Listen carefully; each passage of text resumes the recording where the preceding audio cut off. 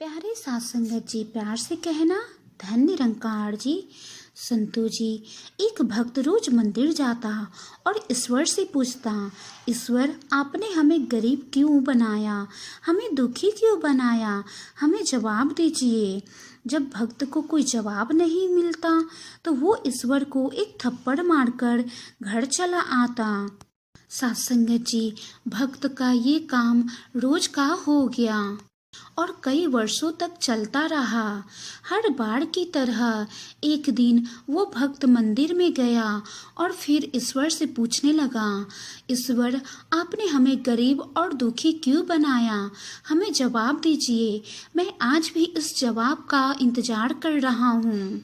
लेकिन जवाब ना मिल पाने पर उस भक्त ने अपना हाथ भगवान को, ईश्वर को थप्पड़ मारने के लिए उठाया और जैसे ही उसने ईश्वर को थप्पड़ मारना चाहा, वैसे ही ईश्वर ने उस भक्त का हाथ पकड़ लिया और ईश्वर बोले, बस करो, बहुत मार लिया, कई वर्षों से देख रहा हूँ, आके मुझसे सवाल पूछते हो और मुझे मारते हो। मैं तो तुम्हारे सब्र की परीक्षा ले रहा था। आज तुम मुझसे जो चाहो वो मांग लो, मैं तुम्हें सब कुछ देने को तैयार हूँ। भक्त बोला, मैं आपसे यही जानना चाहता हूँ कि आपने हमें गरीब और दुखी क्यों बनाया। इतना सुनकर ईश्वर बोले, भक्त तेरी किस्मत में यही लिखा था, इसलिए तू गरीबी का दुख भोग रहा है, लेकिन अब ऐसा नहीं होगा।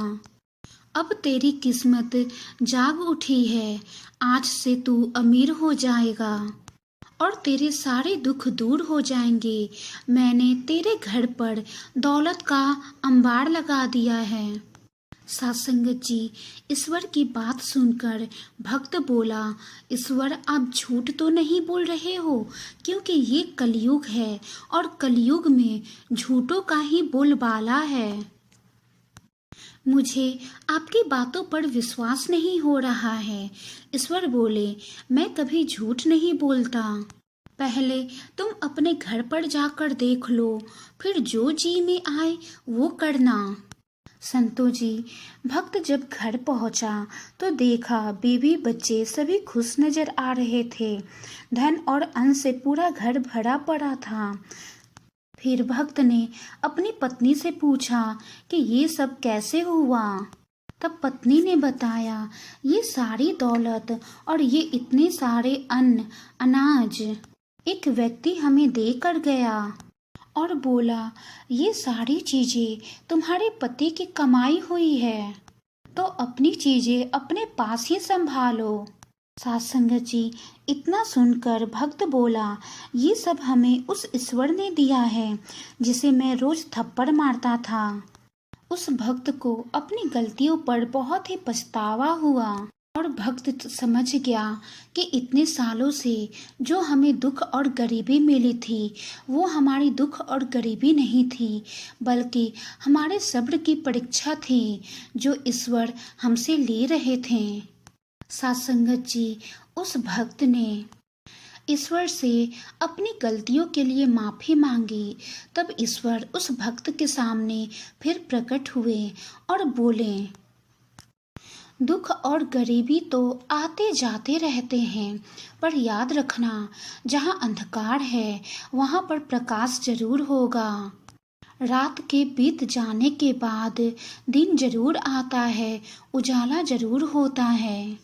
ठीक इसी तरह दुख और गरीबी के बाद सुख और खुशियाँ भी आती रहती हैं, लेकिन तुम्हारे पास जो सबसे बड़ा धन है वो है सब्र और धैर्य। इसे कभी नहीं खोना और यही तुम्हें जीवन में मजबूत बनाएंगे। सत्संगत जी, हमें कभी भी दुख और गरीबी से घबराना नहीं चाहिए, क्योंकि वो परमात्मा हमारी परीक्षा लेता है। जहाँ अंधकार होता है वहाँ उजाला जरूर होता है। बस हमारे अंदर सब्र और धैर्य होना चाहिए, साथ ही साथ वो नज़र भी होनी चाहिए, ताकि हम उस उजाले को देख पाएं और उस उजाले तक पहुँच पाएं। साथ संगत जी, आज सतगुरु माता जी हमें वो नज़र दे रही हैं और हमें मजबूत बना रही हैं कि हम जिंदगी के हर चुनौतियों का सामना कर पाएं, हर कठिनाइयों का सामना कर पाएं। आज सतगुरु माता जी सेवा, सिमरन, सत्संग की सीख देकर उन रास्तों पर चलने के लिए कह रही हैं ताकि हम सब भी जीवन की हर कठिनाइयों का खुशी खुशी सामना कर पाएं। संतों जी, सेवा, सिमरन, सत्संग ये तीनों ऐसे रास्ते हैं जो हर सिचुएशन में हमें एक समान रख पाते हैं, जो हमारे अंदर के सब्र को, धैर्य को खोने नहीं देते, जो जीवन में दुख आने पर हमें सब्र और धैर्य की सीख देते हैं और जीवन में खुशियाँ आने पर हमारे अंदर अहंकार का वास ना होने की सीख देते हैं। संतों जी, वाणी में कोई त्रुटि हो तो बख्श लेना जी। अगर आपको वीडियो अच्छी लगी हो तो वीडियो को लाइक करें, शेयर करें, कमेंट करें और चैनल को सब्सक्राइब करें। साथ ही में बेल आइकन पे क्लिक जरूर करें। प्यारे संतों, प्यार नाल कहना धन निरंकार जी। प्यारे साथ संगत जी, प्यार से कहना धन निरंकार जी। संतों जी,